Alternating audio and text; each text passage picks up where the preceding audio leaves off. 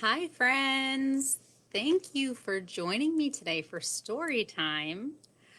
If you saw my earlier video, you know that I'm in the library today. This is the Perry Room, and it's such a wonderful room. It's filled with lots of old books, and it's so peaceful. And this is where we did children's story times before we closed for the pandemic, but I'm going to join you from here today. So this is fun and exciting because it's the first time I've ever done story time from the Perry Room. So how is everybody doing today? If you're here, say hi. And let's see, it's really warm outside today. The weather is really nice outside, sunny and beautiful. It's in the 70s. This is the time of year when the weather just seems to be really cold one day and then warm the next. And I think in a few days it's going to start calming down and getting really cold. Hi, Kelly. I'm so glad you're here. We're going to read some really good stories about nature today. So let's start with our opening song. Shall we? Okay. Come with me, it's story time, it's story time. I have a tale to tell, come sit with me a spell. It's so fun, it's so fun. Great job.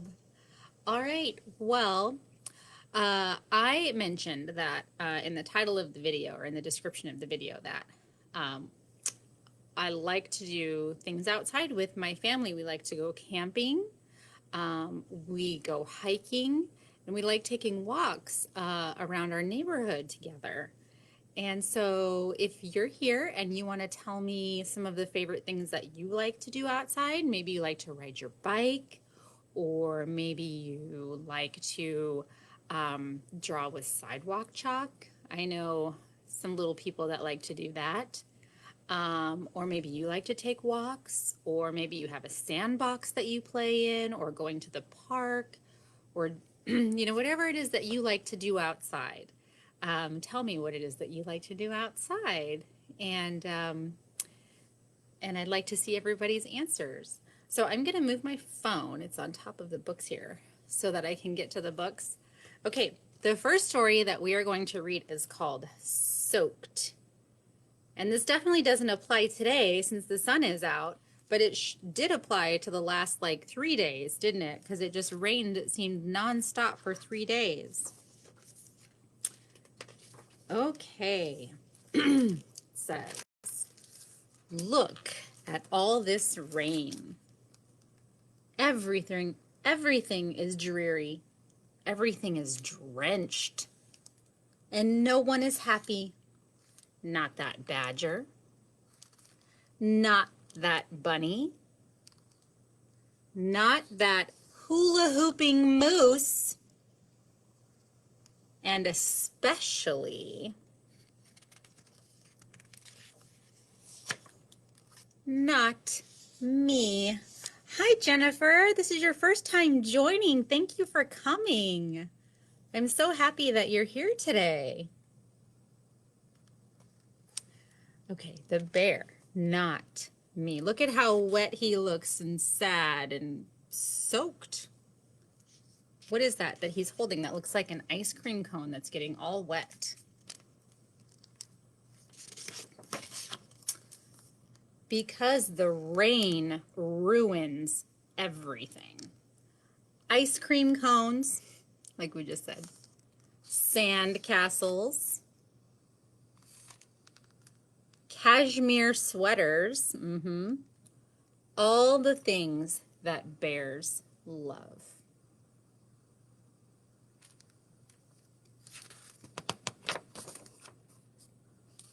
What's that you say?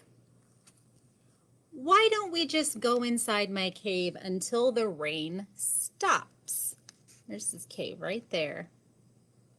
Olivia likes to play outside, ride her bike, yep, and use sidewalk chalk. I said I knew a couple of little people that like to use sidewalk chalk. Oh, yes. Great idea. Because now the hula hooping moose has got his lit up hula hoops inside the bear cave, and the bear says, doesn't feel crowded in here at all.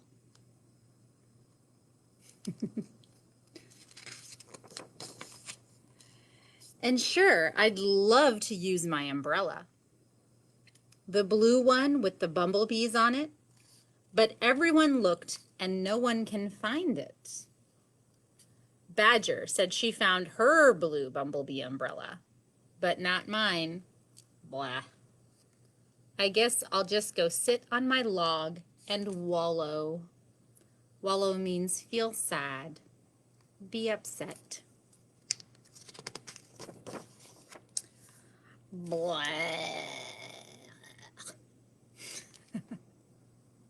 He sure is wallowing, isn't he? Oh, and they're looking. Look at what Moose did. Moose got one of his hula hoops stuck up in the tree.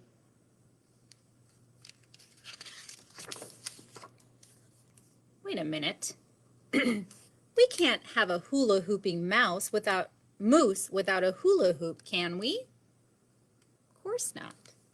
Great, we got it. Now I can return to wallowing on my, look at that teamwork they used to get that hula hoop out of the tree. Uh-oh, what happens? Whoa! They fell into a big puddle, it looks like. Whoa!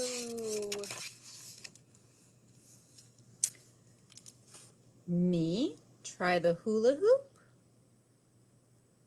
Moose and Badger and Rabbit suggesting he try the hula hoop. Seriously? Okay, fine. But I won't have any fun. There, I did it. Totally unfun, just like I thought. Now, if you'll excuse me, I need a moment to myself. Wonder what he's gonna do. And he hula hoops and splish, splash, splosh in the big puddle. Splish, splash, splosh. And look at the big smile on his face. He's having lots of fun.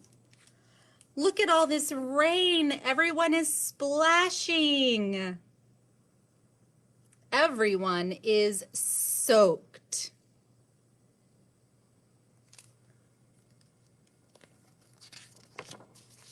And it's so splishy and so sploshy, silly and soggy. It's so... Oh, did the rain stop?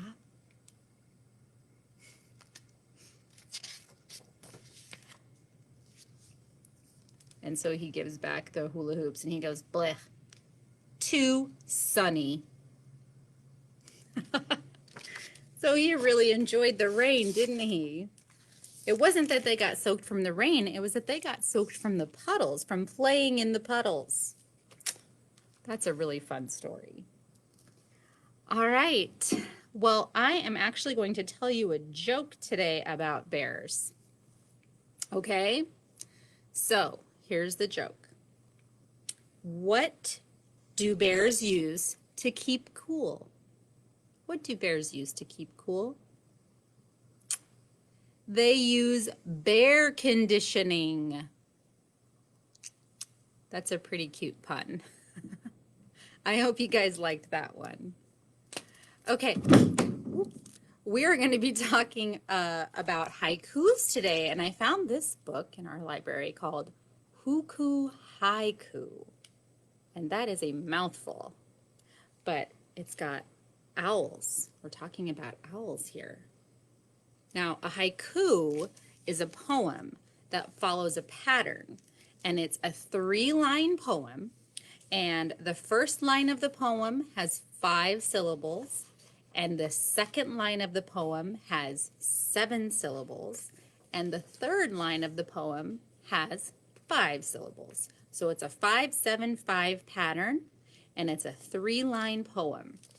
So this book is all written in the haiku format.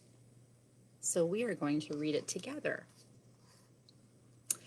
A great horned owl pair finds squirrel's nest of oak leaves, perched high in a pine.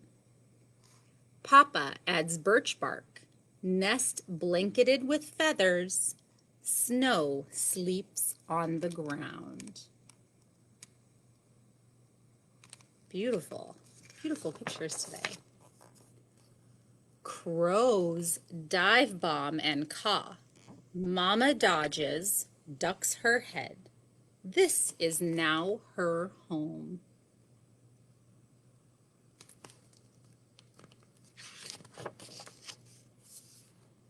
Mama calls her name, her mate.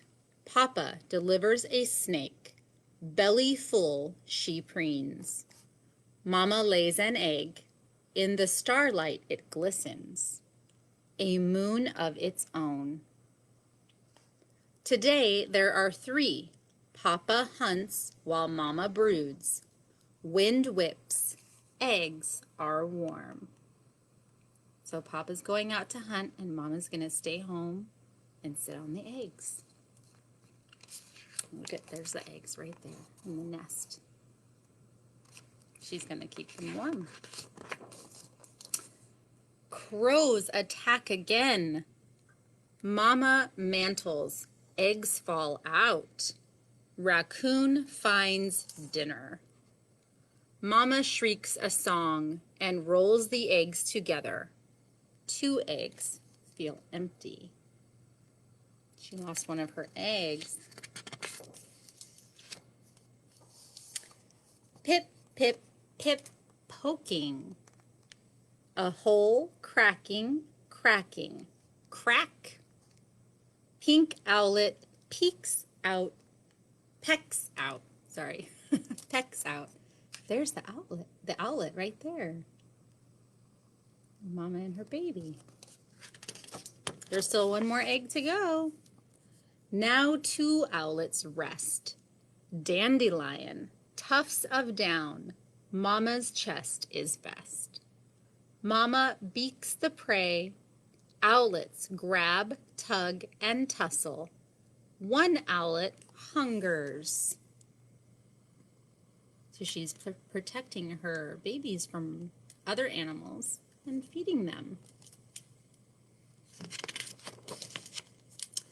In the rain they wait, beneath umbrella of wings, safe and warm and snug. Mama plucks at plumes. Papa alights on the nest. A skunk for supper. A skunk for supper. I think he's got that skunk tail in his claw. Or maybe it's a whole skunk. Looks like a whole skunk. Hawk circling above, swaying heads from side to side. Owlets all alone. Uh-oh. Owlets raise their wings. Shadow covers. Hawk hovers. Screech! Hiss! Hawk is gone.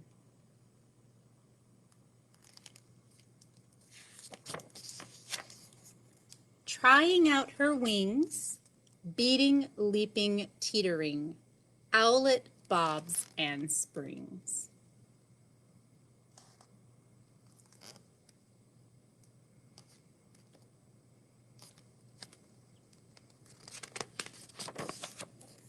Slipping to the ground, eeping, flapping, fluttering, nest far, far away. Red fox is watching. Red fox is sneaking, slinking. Red fox is crouching. So here's the owlet trying to fly. There's the red fox down there. Red fox launches. Pounce! Up, down, up, down, up, down. Mama screams and dives. Ooh, that's a scary picture.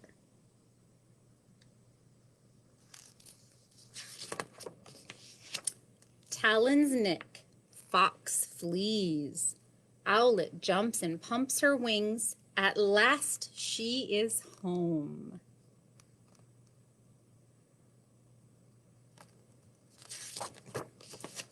Moonlit yellow eyes, owl family huddles cuddles in their cozy nest. Together is best. Clan complete, twilight retreats. Full moon is blooming. And there's all the owl family right there. All together. Sprouted ear, tufts twitch, pine cones whispering autumn. Soon fledgling owls fly into the night sky to find a home of their own. Hoo hoo, hoo hoo, hoo coo.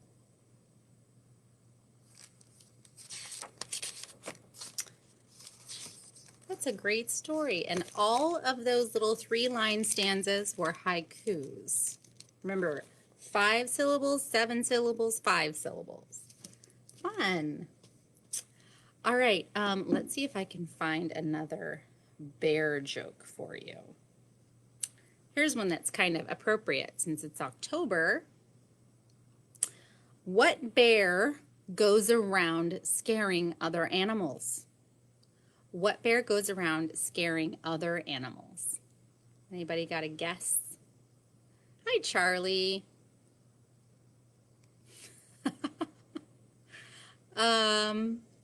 Winnie the Boo. Winnie the Boo. I can hear my children laughing from here. Trust me. Okay. The next story that we have is Carl and the Meaning of Life.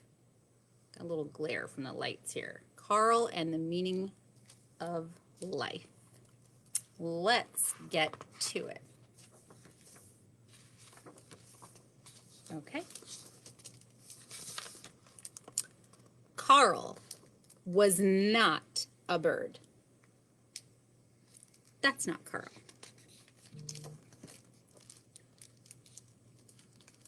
Carl was not a bear or a beaver. Carl was, I thought I was going to say or a fox because there's a fox right there, but it didn't say that. Carl was an earthworm. There's Carl right there. And look at these wormy words. I'm going to try to read them.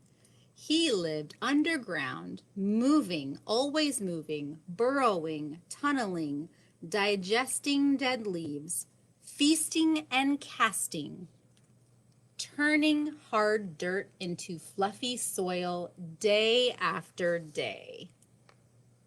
That's what he did, turning hard dirt into fluffy soil. But why? Asked a field mouse gathering seeds.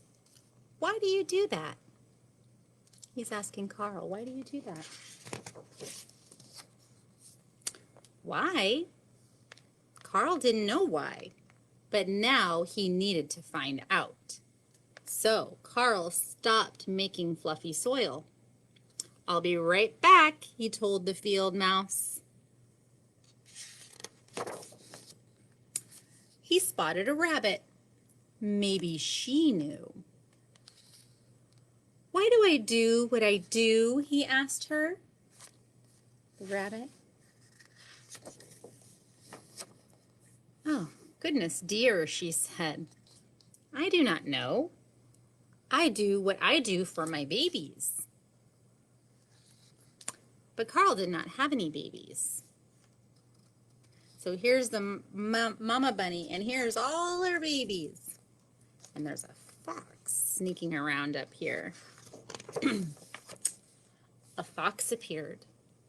Carl turned to the fox. Why do I do what I do? Asked Carl. Who do I do it for?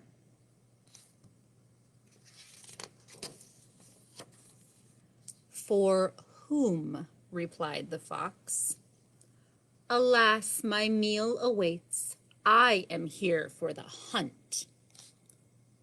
But Carl did not want to hunt. Where's Carl? There's Carl. Tiny, tiny little earthworm. Can you see him? How'd you like that joke, Jennifer? Why are you talking to a fox? Cried a squirrel. Carl was startled because the field mouse is waiting and wants to know what I am here for.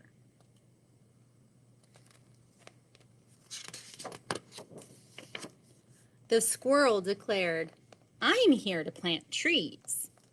Trees are where I sleep. But Carl could not sleep, not high in a tree and not without an answer for the mouse. He pushed on.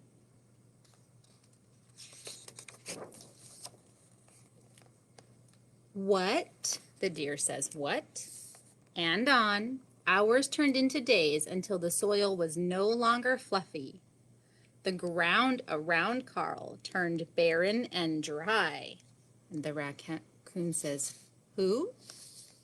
While he continued to search. And the bat says, why? These are all perfectly good questions, right?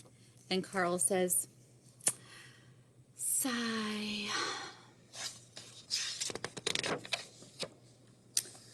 But the birds had flown off to find grasses and fluff. The bear trundled away to look for berries. Soon there was nobody left to talk to. What about me? Called Carl.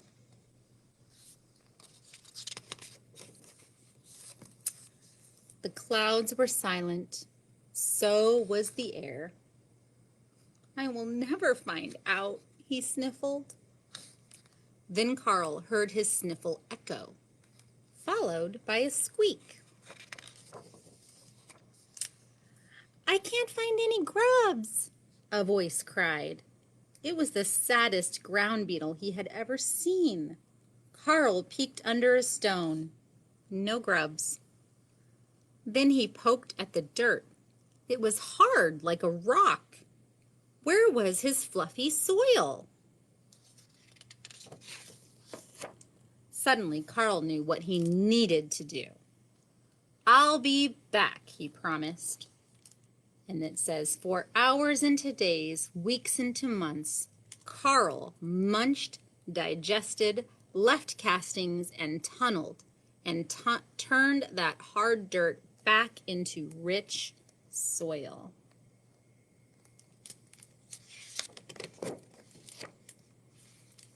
You made my seeds grow, said the mouse. All the little sprouts. Clover blossomed once again, and the rabbit came back with her kits. The squirrel returned to plant new trees. The fox was lured by the hunt, all of them able to do what they do. How? Well, why not ask Carl? The end. Very good. All of them were able to do what they could do, what they needed to do, because Carl did what he needed to do, which was turn the dirt into rich, amazing soil. All right, well, let's see. We've got one last story. Let me see if I can get another one last joke.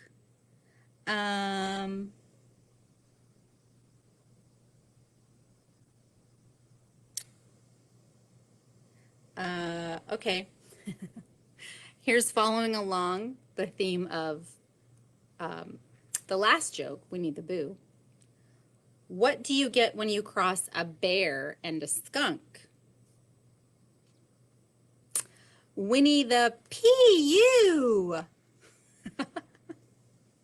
Oh my goodness. All right, we've got one last story. This is called The Lumberjack's Beard. The lumberjack's beard. Sorry, just looking at my screen. Okay.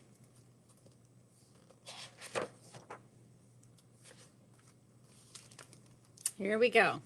Look at these beautiful illustrations. Big Jim Hickory was a lumberjack. He lived by the forest in a little log cabin. He had burly shoulders and a big, bristly beard.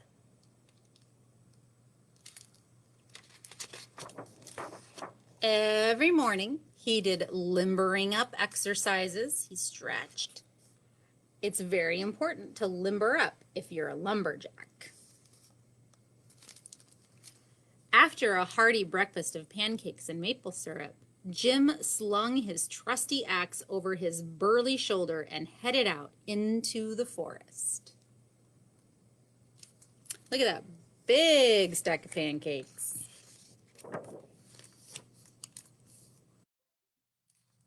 Chop, choppity chop,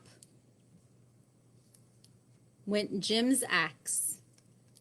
Timber! Echoing through the valley as he felled tree after tree after tree.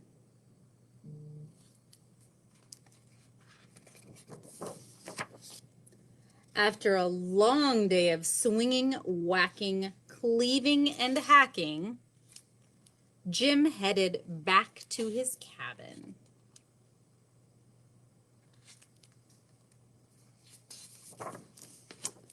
That evening, when he was just about to go to bed, he heard a peck, peckety peck at the door. Jim looked down to see a small and very angry bird. "I had just built a new nest in my tree," shrieked the bird, "and you chopped it down." Jim scratched his chin. Then he had an idea. "I suppose you could move into my beard," he said. "Very well then," said the bird, and in it flew, right into his beard.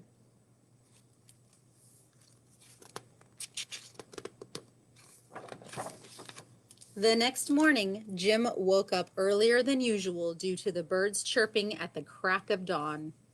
He did his limbering up exercises, got dressed, and ate his breakfast, with a little help from the new tenant in his beard. Right there. Jim's next job was to strip all the branches and leaves from the tree trunks and burn them in a big bonfire. After a long day of chopping, snapping, burning, and crackling, Jim trudged back to his cabin for a well-earned rest.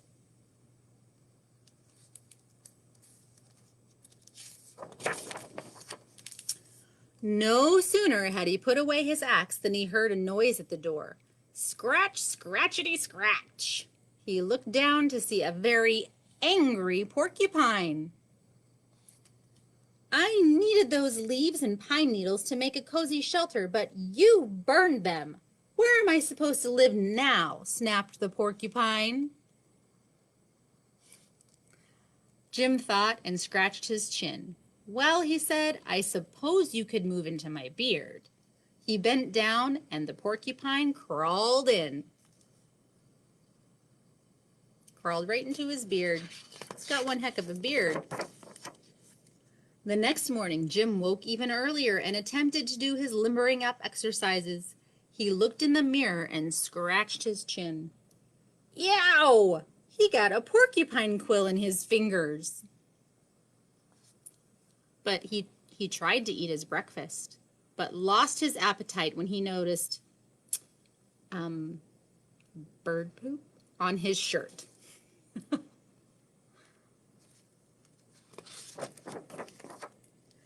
Jim's job that day was to float all the tree trunks down the river to the lumber yard.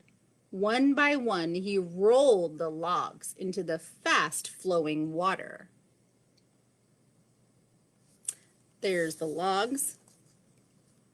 After a hard day of lugging, splashing, rolling, and crashing, what do you think's gonna happen?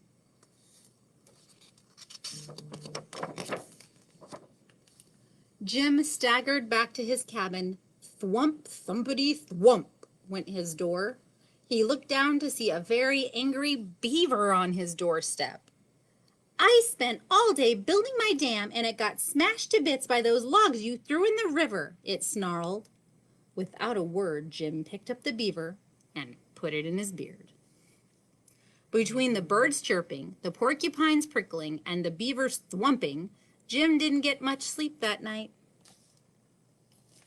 He was too tired to do his limbering up exercises in the morning, and the beaver's thwumping tail knocked his pancakes all over the floor.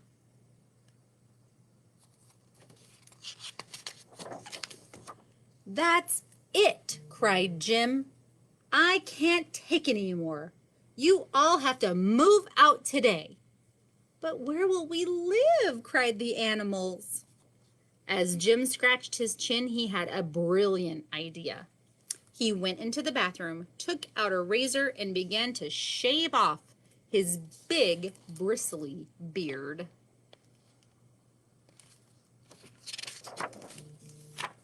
Then he took the hair and piled it up on the porch, and the bird, the porcupine, and the beaver all moved into their big, bristly new den.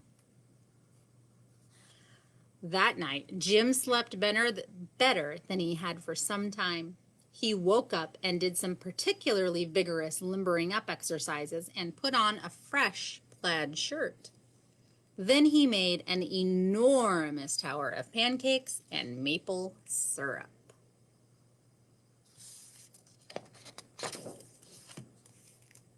Jim looked out the window at the bare ground where the forest used to be and scratched his now stubbly chin. Then he had another brilliant idea. Jim took his shovel and dug hole after hole after hole, digging all those holes, and planted tree after tree.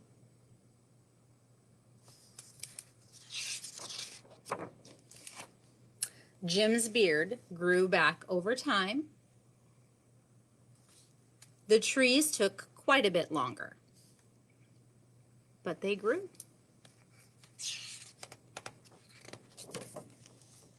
But it was worth the wait. Now he can sit under the trees with his friends. Do you see that? The end. What a wonderful story. I really like that one. All right, friends. Well, thank you so much for joining me today. I had so much fun sharing all of these stories with you, and I hope you come back here on Monday. We're going to have story time at 10:30 again, and then also on Tuesday at 10:30 with Mr. Tim. He will join you to read you some great stories as well. And then again next Thursday. So story times every Monday, Tuesday, and Thursday. Monday and Tuesday at 10:30 and Thursday at 4. And don't forget about our streaming, our service, our app service, Hoopla Digital. You can download books, you can download movies, you can download TV shows. And if you're just sitting around and you have nothing to do, we have some fun art kits here for the kids. If you'd like to come on by, we've got them already made up. We can give them out to you. Just some really quick, fun ways to make. We've got a giraffe. We've got a wolf. No, a fox, and a paper bookmark. An origami bookmark that you can make. So, and we've got lots of we're always getting in great books and great stories. Yes, that's right. That's right. We're open until 8 p.m. tonight. So I will not forget to mention that. Thank you for reminding me. We're open until 8 p.m. tonight. All right, so let's sing our goodbye song, and then we will call it a day. So long, farewell. I forgot the words. Let's see. Oh, well, let's just say goodbye. I forgot the words. I don't know what I'm doing. All right. We will see you later. Goodbye, friends, for now. And we'll see you back here on Monday at 10:30. All right. Have a great weekend. Bye.